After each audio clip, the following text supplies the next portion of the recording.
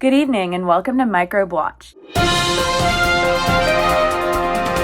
Tonight we're going to cover a familiar childhood disease with surprising scientific depth, chickenpox, caused by the Varicella zoster virus. So this virus is enveloped in its double-stranded DNA virus. It's also spherical with an isohedral capsid and is classified as an obligate intercellular organism, meaning it cannot reproduce outside its host. It's mesophilic, which means it thrives in 37 degrees Celsius, which is why humans tend to get it because that is our natural body temperature.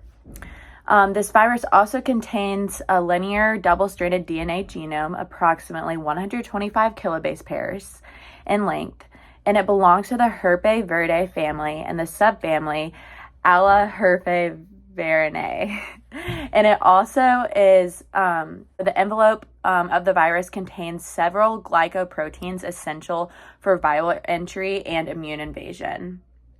Now that we've discussed the makeup of the virus, let's turn it over to our field reporter, Claire, for more information about the virus and the signs and symptoms that you should look out for so you will know if you have chickenpox or not.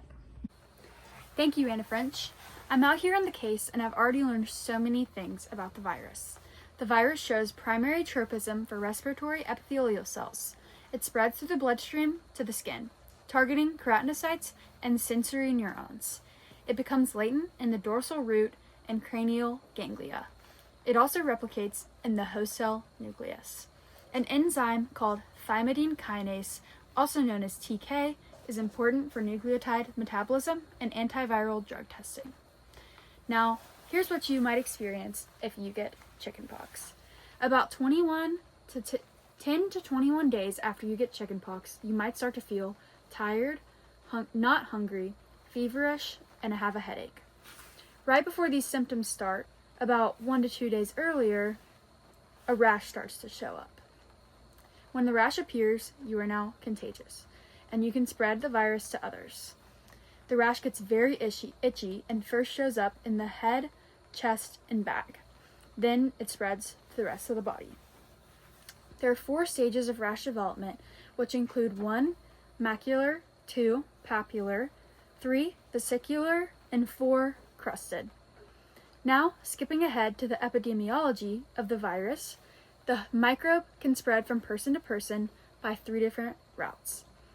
Number 1, airborne transmission, which is when an infected person sneezes or coughs and tiny droplets containing the virus become airborne.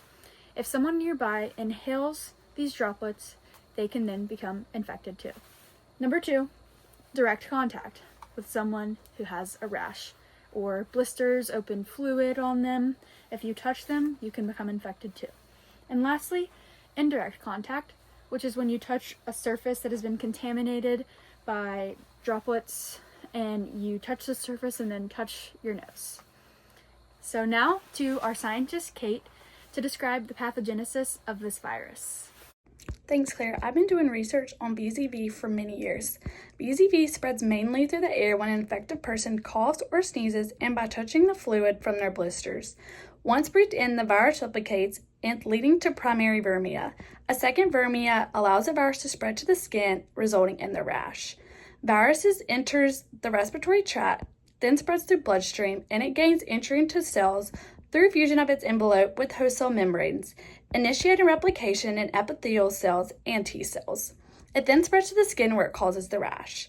Virulence factors are characteristics that affect how aggressive the virus is. VZV virulence factors include the ability to hide in nerve cells, hindering the immune system by blocking interferon signals, and staying hidden from antibodies. Now I'll let our other news anchor, Kylie, give us some more final tips. Thanks for explaining all of that, Kate. Now, I want to inform everyone watching on how you can treat and stop the spread of chickenpox. You can take an antiviral medication such as acyclovir or valcyclovir.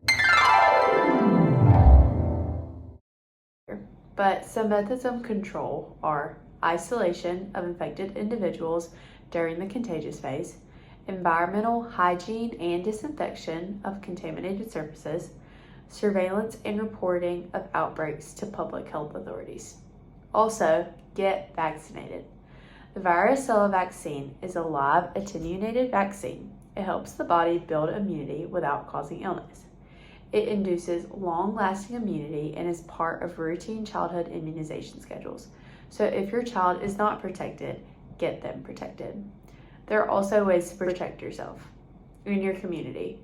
Vaccinate to build herd immunity. Covering mouth and nose when coughing or sneezing. Hand hygiene after contact with lesions and contaminated items. Avoid contact with infected individuals, especially for those at high risk. Isolate if you are infected to reduce transmission of spreading the disease.